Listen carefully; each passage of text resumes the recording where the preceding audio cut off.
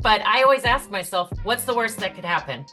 Um, and I always try to think, the worst is I lose everything and I start over. But you know what? I have all these skills. I have the ability to go out and get a job doing not just the property management side of things anymore, but a lot of other things because of the coaching and the leader skills and the leadership training. And so, I in the beginning thought, okay, if I lose everything, I could move back in with my parents at 40. I luckily have a husband, so he has a job, and that was a little more comforting. But truly, at the end of the day, when you think about it like that, I think it just made it feel a lot easier. Everybody, welcome back to another episode of Journey to Legacy. I am your host, Wayne Veldsman. Today, I interview a leader, Miss Holly Golebiowski. When I say she's a leader, it's because she runs a company called LeaderSkills, where they're actually training executives on personal development, professional development, specifically leadership. She tells stories about how she herself was in corporate America and she was sort of on the ground helping teams. And then she got promoted to be more of a corporate manager and leader. And she had this realization where she didn't have the skills. She saw all of her numbers drastically drop. And then she had to go get a coach to help develop these pieces that she realized that she was missing. And it helped her so much that her entire large organization hired this coach. And slowly but surely, Holly realized the importance of it so much that she herself started to work her way out of corporate America, go get more education, go training to become a coach, and actually eventually partners with the individual that came and coached her in the first place to now have founded and be running LeaderSkills. Holly gives really great actionable advice. If you guys have listened to this podcast before, you know that's my favorite thing. And so tune in. She shares emotional pieces, emotional triumphs, lessons, as well as really physical, actionable things as well. So without any further ado, Miss Holly Golebiowski of LeaderSkills. Kick us off. Tell everybody just a little bit about what you're up to. Well, what am I not up to? It feels like lately, but I currently am most active in a company called LeaderSkills that I work directly for the owner of. It is a leadership training program, and just been very involved in helping facilitate that and really growing our customers through that business. I'm also an executive coach, but I focus a little less on that directly. But, that is something in the background that I'm doing and really helps me with the company I'm involved with, LeaderSkills. And then just for fun, I also have a property management and real estate company that I definitely have some great employees who are keeping that running smoothly for the most part. That allows me to do the various things that I do. Wow. Executive coach, helping to grow and develop leader skills, as well as just for fun, Emerald Property Management. It How do sounds you have funny enough now that I time? say that. Yeah, I mean, how do you have enough time in the day? Well, I am very good at managing my time. That's something I had to learn at a very young age. I came from a very large family. I have seven Okay. brothers and two sisters, and I learned I had to work in college to make it through college to pay my bills and pay for that experience. So, pretty much from a very young age, I've learned how to really compartmentalize the different things I need to do, and I live very much by my Outlook calendar. So, all of those Yeah, things keep me on track. I swear I try and just I let the calendar be my boss. I put every meeting, every social event into the calendar as possible. I'm curious, obviously you said that you had a big family, you worked through college. How, like today, if somebody needed to improve their time management skills so that they can feel like they have more hours in the day, what's something that somebody could do to improve that piece of the puzzle? Well, I think aside of making sure you schedule everything on Outlook or whatever calendar you use, because we all use different things, I think what really was a game changer for me was a free program called Trello. Nice. Trello. I know there's some different things like Teams has some things you can do, but I've just really adapted to Trello because the moment something needs done or needs followed up on, or anytime there's anything I have to remember, I have an app on my phone for that, and you can use your desktop for it, and I just pop it on there. And that really keeps me together because there's so many times you'll have a conversation with someone and be like, oh, yeah, I'll get to that, or oh, yeah, let me check on that for you. And if you do not write that down right then and there, it's just poof in and out of your brain. Nice. I mean, so true. So I'm familiar with Trello. I mean, so honestly, simple things like this, right? That is Mhm. writing it down when it is Yep. timely, right? Scheduling it into your calendar also is so simple, but sometimes just forgotten or overlooked. Yeah, absolutely. And it's funny. That's the one interesting thing too about leader skills that we train on. Everybody's like, well, what's so great about it? I'm like, I know it sounds funny, but it's pretty much no bullshit training. It's like the things that we don't think about doing every day, but when you actually put into practice these basic things, it can be life-changing for you. And Trello sounds simple, but you wouldn't believe the number of clients I have just with coaching that are cannot get themselves on track to do that daily, Yeah. writing it down and that accountability to yourself. It's a hard habit, but when you get yourself into it, it's very rewarding. Yeah, absolutely, right. Being accountable to yourself. So with leader skills, that's interesting, right? You say it's like no BS training. What What's like the position that people are in when they first come to you guys? Like, how do they realize that they actually need leader skills, which is, you said it's a leadership training program. Yes, yes. Typically, it's the companies that are coming to us to do a group of leaders at their team, or maybe young and upcoming people they think are future leaders.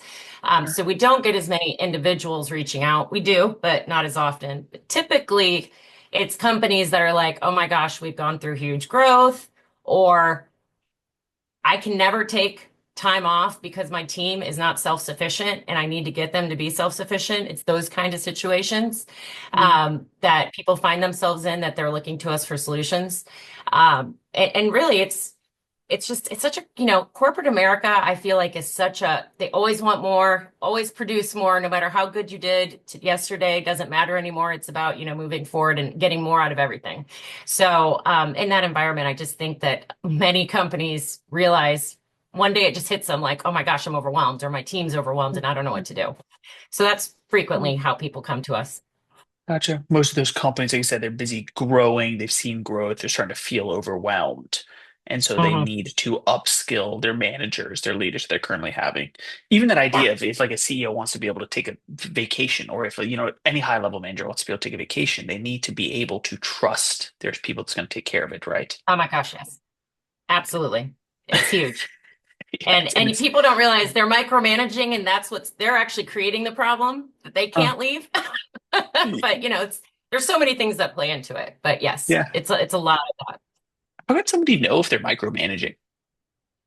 Oh well, that's a great question that I could give you a million answers. But if you do not allow your employees to make mistakes, then you're probably micromanaging.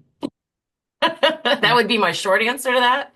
There's Yeah. many more ways. Like we have an assessment we give in one of the courses we do that kind of gives people an idea if they likely are or are not. But in general, if a company or a leader is not allowing a team the opportunity to make a mistake, how will they ever learn?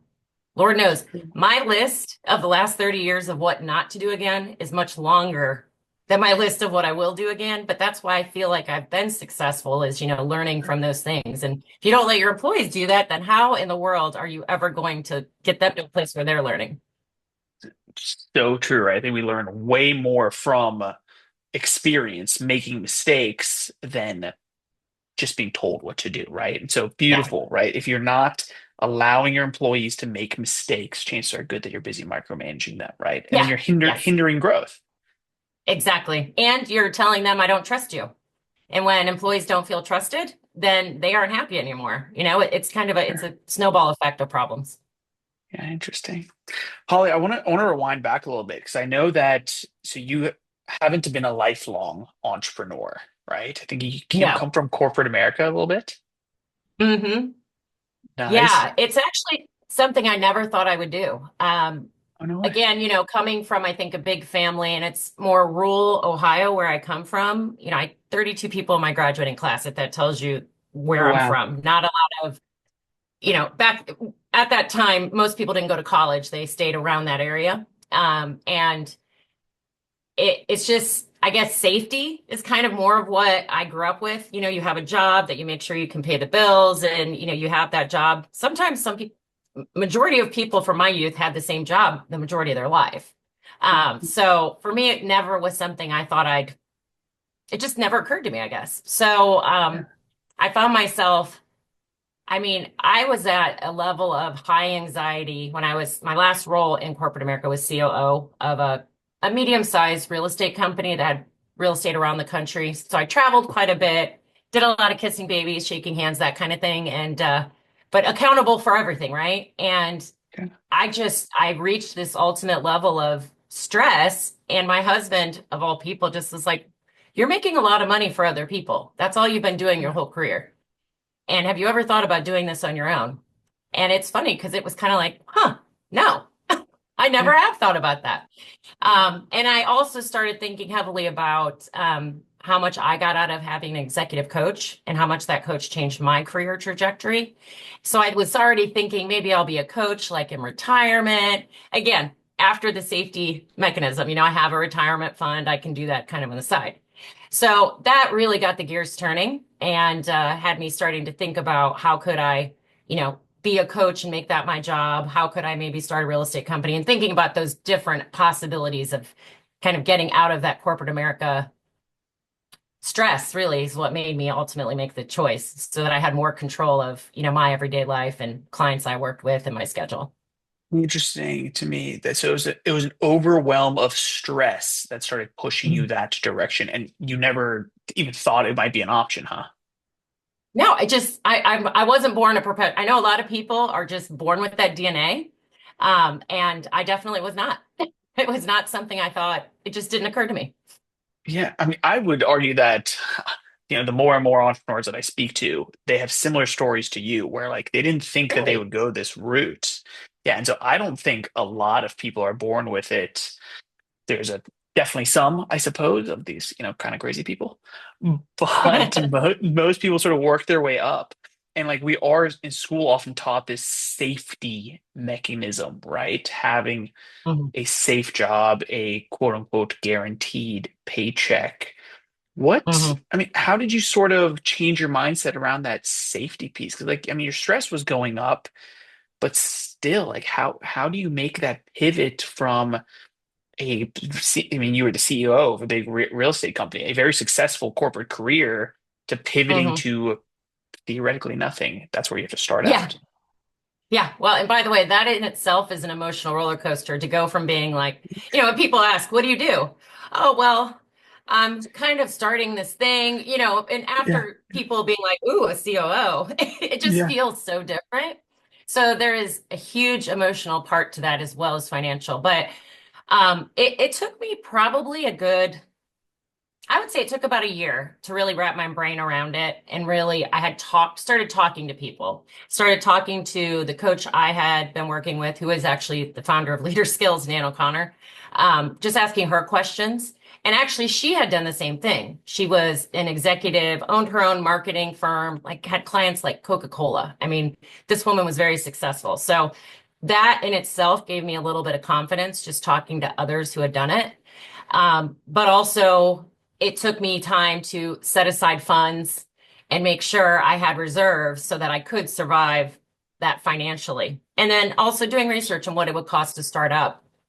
Going back to school to be a coach was part of it. What does that cost? How much time does that take? So there was a lot of upfront research I had to do to, not create another anxiety stressed environment for myself trying to do all that.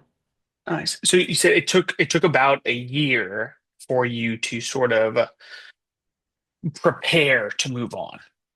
Yes. Yes. I would say it was about a year from beginning to end. Mhm. Nice. Love that. And what I noted here is that so you had the executive coach, right, that had done this before, right? She was in a Mhm. successful role as well before stepping away. So there's a lot of like it seems like mentorship. Like what role do you think that mentorship plays in entrepreneurship in general? I think, I mean, I know for me it was huge because there's no sense in reinventing the wheel if people have done it before you. But you also have to ask for that help, right? I mean, I think it is intimidating to some people to go say, hey, can I have 15 minutes of your time just to pick your brain? Plus, if you don't know who to go ask, you almost feel like you're cold calling to do it. But I think for me, I was surprised. Even the people that I like kind of had associations with that were really happy to help me out and talk to me. You know, some people just love to talk about themselves, so they're willing to talk. But a lot of Yeah. people who have been down that road understand how hard it is. So they're happy to help people. So I got a really good response just having that mentorship. And again, it's not just people I knew really well. It was kind of poking people that I thought could be good. You know, I talked to a broker, a real estate broker, because I was like, how do I even start a real estate company? I'm not from Georgia, but I live here. What are the rules? I didn't even know if I need a license, you know? So I was shocked how quick he was even to help me with that company and know where to get started. So took a little bit of putting yourself out there, but Uh-huh. also it was really surprising how many people were willing to jump on and help me with that and give me advice. It was surprising how many people were willing to jump on and give you advice. Yeah. That's Yeah. so great. That's always like my favorite thing to hear, honestly. And so I mean, you said obviously it is not an easy thing to ask for advice or to talk about yourself. I mean, how did you maybe get over that hump of okay, it's time for me to just go ahead and start putting myself out there, learning, asking for advice? Well, I'm probably fortunate in that I'm a very outgoing person. So I am not, if you put me in a room with a room full of people I don't know, I'll start making friends very quickly. So I have that advantage and I feel very lucky that I was born with that. But I would just say, you know, for anyone out there that maybe isn't quite like that personality, you just have to really do some research on who you think would be the right people. And then, you know, not approach them like a sales pitch. Let them know it's just, hey, I'm trying to do this thing. I could really, even if you only have 10 minutes, it's a hard jump the first couple times, but once you do that, you'll be surprised, I think, and get a good response. But you do have to just bite the bullet and go for it. And be ready to hear no from some people, because some people just don't have time, but you have to be ready for that and not let that get you down. Yeah. I think this is a really great place to start. Like for anybody that is considering a pivot, especially into entrepreneurship. It's like Holly, you're a great example like that. You prepared really well, and that got you over any fear or the anxiety. You understood like, well, you prepared even financially, right? You had some backup funds of what's going to take, and then you did the research. Okay, well, who should I be speaking to? And then, let me go find out actually like what to do from these individuals before I quit my job and jump in. And then it's such a, it's going to be a really soft no, an easy no to take if you just ask for somebody their advice and say, unfortunately, I'm not, I don't have any time. I can't give you that help. But it's Hmm. a way different than, pitching your whole self, like your whole idea, and then getting a no immediately, like from a sales Yeah. perspective. So it's a Yep. really nice place to start. Absolutely. Yeah. And so did you go right into your real estate business? Because I know you mentioned, I think that actually Nan O'Connor, right, the founder of LeaderSkills, she was your executive coach. And so what direction did you go when you were leaving corporate? Oh my gosh, it's actually kind of serendipitous how it all played out. My initial goal was when I left that last role was, okay, I'm going to start a property management company because if I want to be a good executive coach, then I need to show I've had my own business because I've done very well for other people and their businesses, right? Okay. But now I want to prove I can do it on my own so that I have credibility with my clients.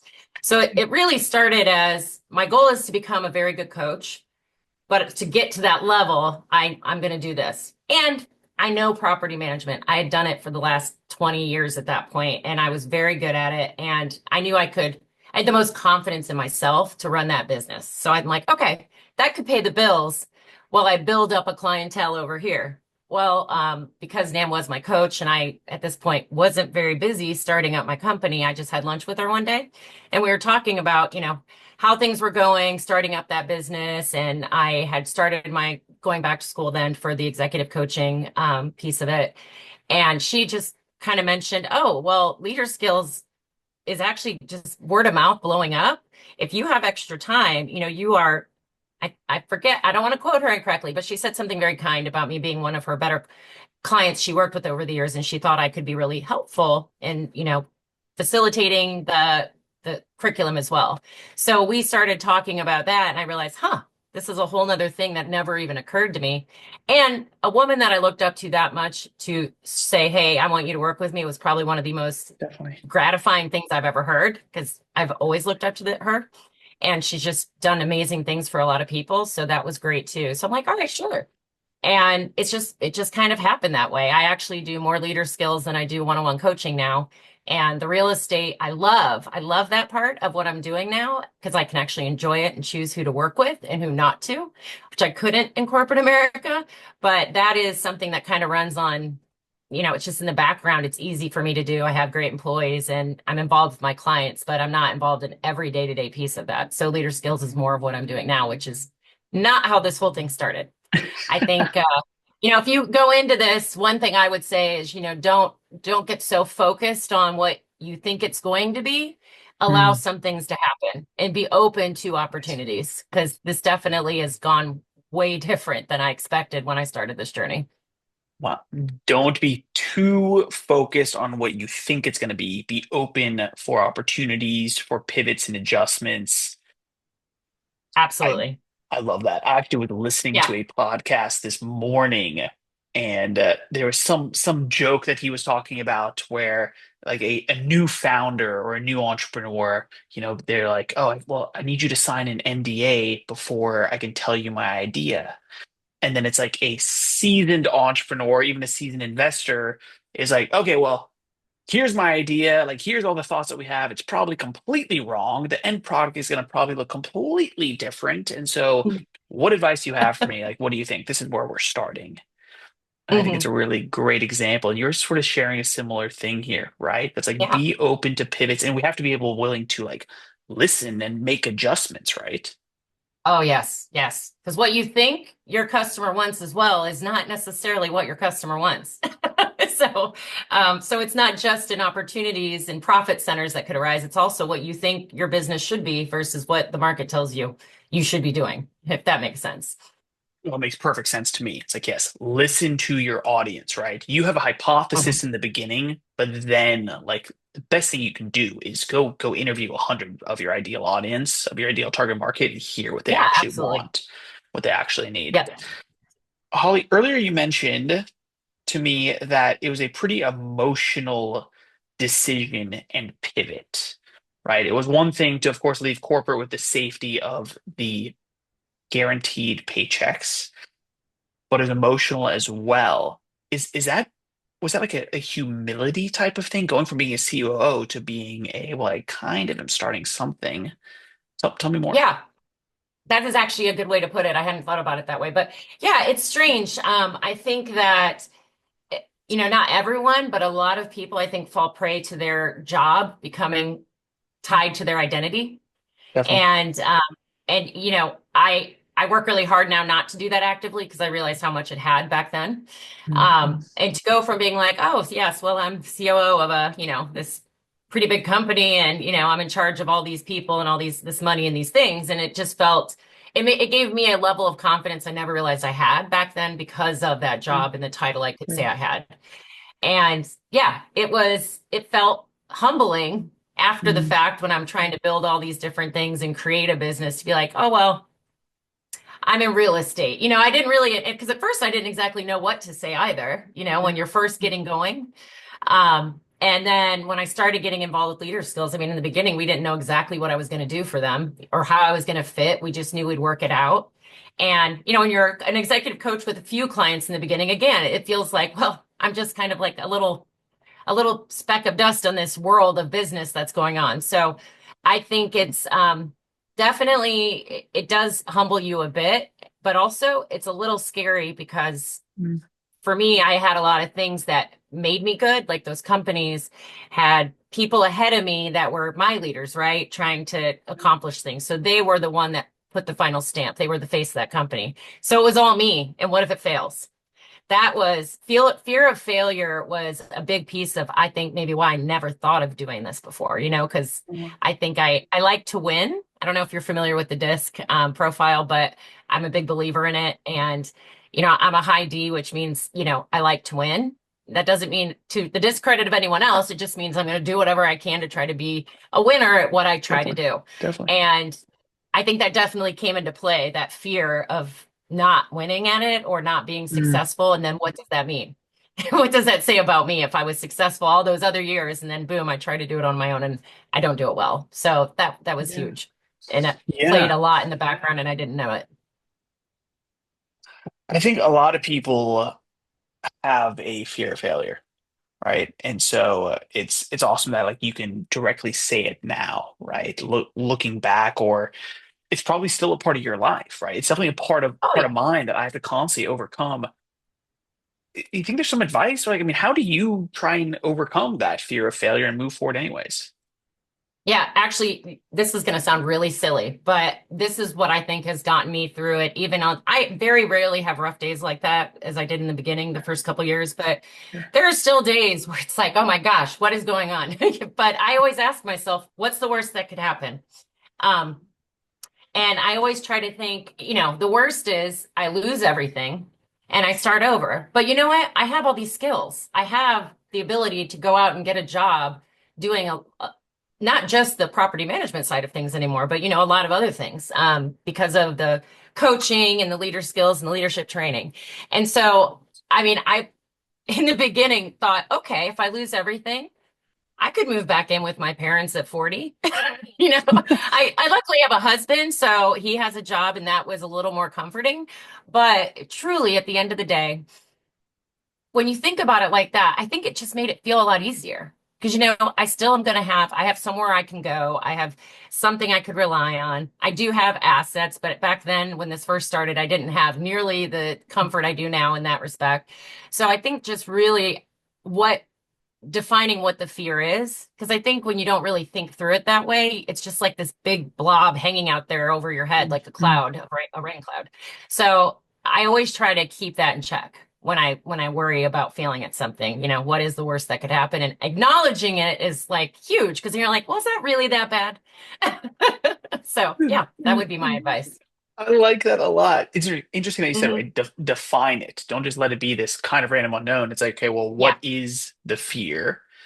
And then you can Hmm. sort of work backwards. This simple mindset of what's the worst that can happen, right? Hmm. I've always told myself a similar thing. It's like, well, if I go totally broke for some reason, I guess I can always go get another job, Yeah. right? And it's not like ideal, but it's not the end of the world when you think about it that way, right? I have so much respect for entrepreneurs actually that work a job while they're building, and even more for those entrepreneurs that have had the realization of, you know what, I have to have a second job. I have to go get one now to support my business's growth. Hmm. Talk about humility and drive. Like, I have so much respect for those people where I think a lot of people are afraid that they're going to look like a failure, or they're going to look weak, or I don't know what it is, but I think to people that are in the game, it's just they have nothing but respect for it, huh? Hmm. It is interesting too, though. Like failure, isn't it funny how we're so like it's ingrained that failure is bad, but failures can lead to really good things, And just because you fail at one thing you try, it doesn't mean the next thing is going to go wrong. And again, it goes back to my list of what not to do again is what makes me so good at what I do now. So it's just an interesting kind of it's the way you frame it in your head. And I think that being accepting of that failure, if it does happen, is a big deal. Definitely. Be accepting of it. It's all about how you frame it in your head.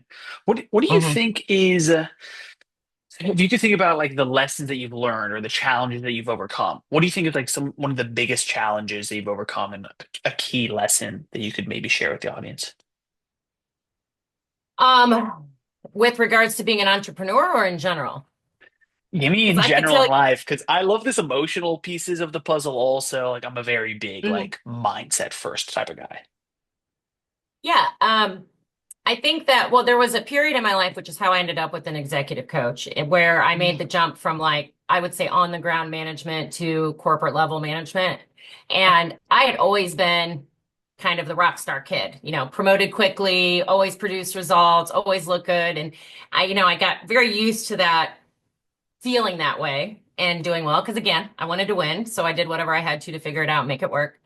And then when I made that jump, it was the most miserable 18 months of my life when I became a regional manager because I was just failing at everything. Like my numbers were bad, my budgets were bad, like leasing rates were, everything was a mess. And I could not understand what was going on. And my boss at the time was just kept saying, well, just something's going on there. You need to bring up the numbers or dig it in. Like she was telling me the symptoms that needed to be Mm-hmm. fixed, but didn't really help me with the real root of the problem. Sure. And gave me no guidance to figure out that there was a root problem causing these things. So that was when I actually, out of sheer desperation, did some research and thought, oh, maybe this executive coach thing I keep hearing about would be good. Yeah, And so I yeah, went to actually my boss's boss because I wasn't getting the response from my direct supervisor at the time and just said, sure. hey, let's talk about, and again, this was a one-on-one. I didn't go to him over her head in a way that would have gotten her angry with me. I had a one-on-one and just mentioned it with him. I always tell people, do not always talk to that person first before you go making everybody angry because it's going to create more Nice. problems than help in your career. But I just mentioned it and he actually said, you know what? Let's try it. Let's try it, coach. We've never done that before. And I'm telling you what, it changed everything. I went from being almost fired to within 6 months back to the top of my peer group and helping coach other people at my level. And I always call myself student zero for LeaderSkills because that Uh, was literally everything Nan developed LeaderSkills into. All those things we went through together. And I mean, that company ended up hiring her to do LeaderSkills for every one of their managers as they came up because it worked so well. So, I would just say that the lesson for me was, first of all, asking for help yeah. was a big piece. You have to know when, and I should have never waited 18 months to do it. I knew I was failing, and I made the mistake of thinking my direct supervisor had all the answers. And then I became a student to it as well. Like I started reading books. There's this great book called Leadership and Self-Deception that I read, and it's a quick read. It's a parody. It's a little quirky, but it's very eye-opening when you're a leader about how you could be doing some things wrong or framing things wrong in your head that are a disservice to you. And so between that, becoming a student to my own career and trying to learn myself and asking for help was huge. And I really owe my whole career to her for that reason, because I truly probably would have been fired not long after that. And I would have thought it was because I just wasn't meant to do it. I didn't realize I Sure. was missing some key leadership things. When you're next to an employee leading them, it's very easy. When you're now a regional and your people are all over the place, it's a very different world. Interesting. Interesting. Wow. So that was that pivot from sort of like you said, on the ground, beside people, being able to Hmm. hold their hand and lead them to more of this corporate leadership role. You had to take a step back and be willing to Yeah. ask for help, get more education, right? I love that. I love the Yep. power of education, right? And then, like you said, within 6 months, I mean, everything changed. And not only did Yeah. everything change for you, I mean, you helped the entire company get more leadership skills as well, huh? Yeah. It is funny how it happened. Yeah. Yeah, it was Unbelievable, great. unbelievable. So And tell me, it's so funny. go Oh, ahead, go ahead. sorry. No, I was just going to say it's interesting to me because I'm sure you're familiar with the Peter Principle. People get promoted to the job they can't do. sure. And I just wish more people would recognize, because we promote people because of their success heretofore. And in Yeah. reality, at some point, everybody's going to hit a wall where they need to learn more, and that has to happen.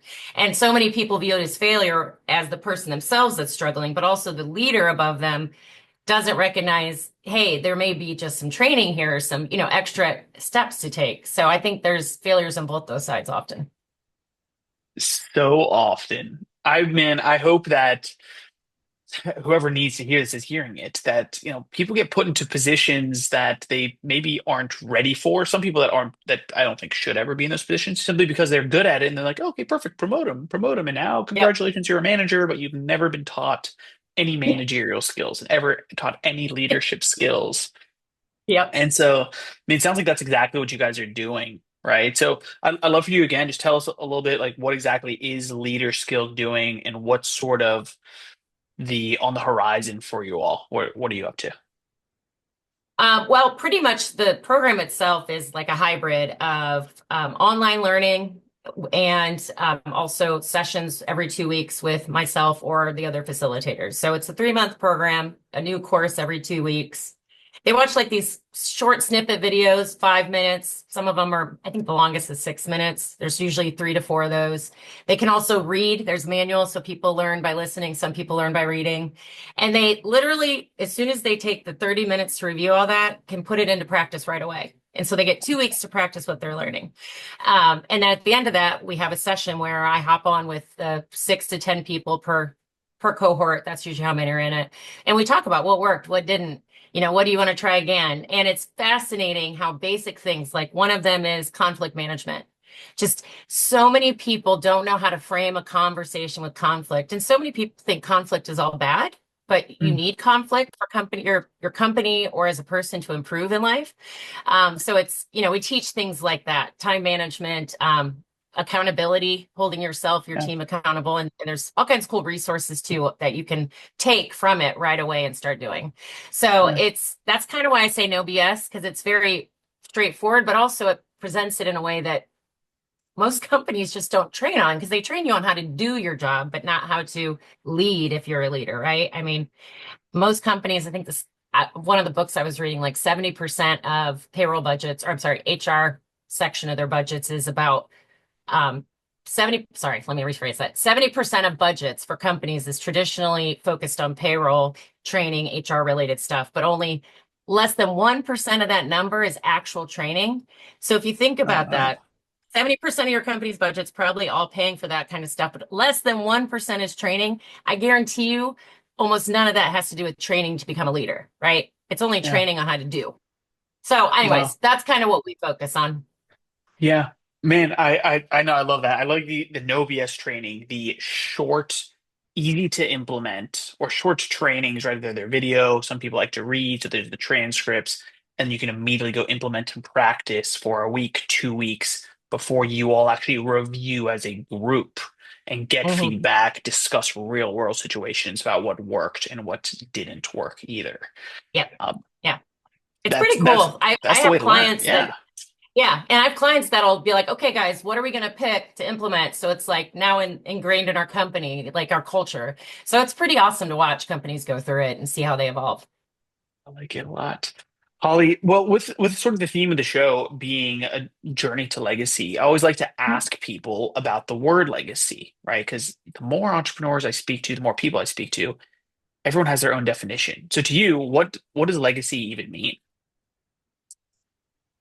I mean, legacy is funny because I'm not worried about when I'm done and gone, what's here still. For me, I want to know that everyone I've come in contact has left better than I found them.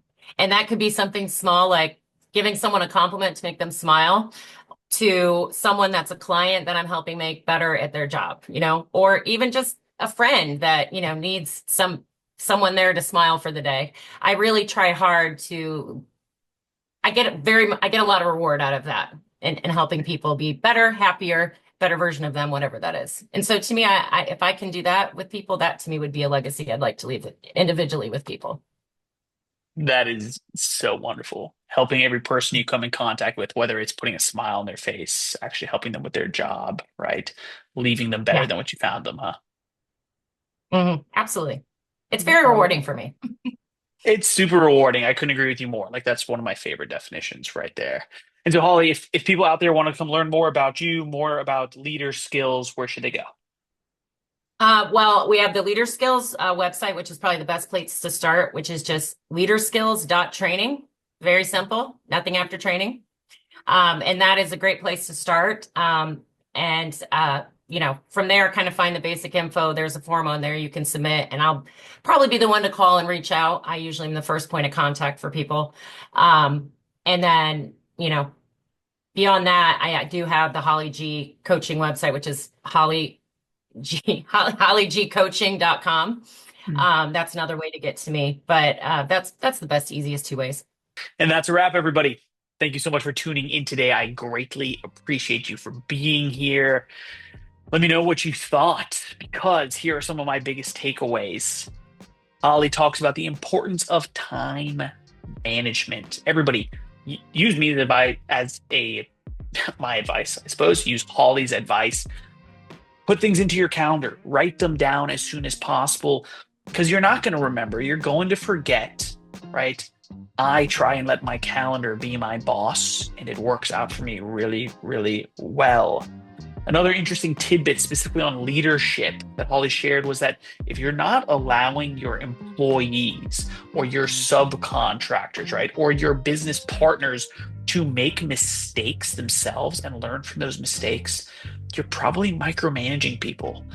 And if you haven't heard it before, here today, micromanaging is not a good thing. It hinders growth, right? It almost shows that you don't trust your team to make mistakes, learn from them, adjust, and then move forward, right? So that's a really easy, actionable piece of advice you can take away right now. Holly talked about the power of mentorship. Multiple times she said the importance of asking for help, the importance of actually learning more, being willing to make pivots. So everybody out there, I urge you, seek out help, right? Journey to Legacy is built. It is a platform that is designed to help entrepreneurs move forward in their life, both personally and professionally. It's the same thing that LeaderSkills is doing, right? They're focused very heavy on leadership, or we're focused more on holistic development. But whether it's through them or through us or through another coach, or simply just shooting a shot and asking a question for someone of, hey, could I get 15 minutes of your time to pick your brain? Get help, get mentorship, ask questions, and keep learning. Everybody, thank you so much for being here today. I greatly appreciate it. If you are looking for more help around accountability, if you are looking for more help around leadership skills improvement, check out the links down below in the show notes. Visit us over at journeytolegacy.org. Until next time, my name is Wayne Veldsman. Thank you so much for being here, and we will see you next time.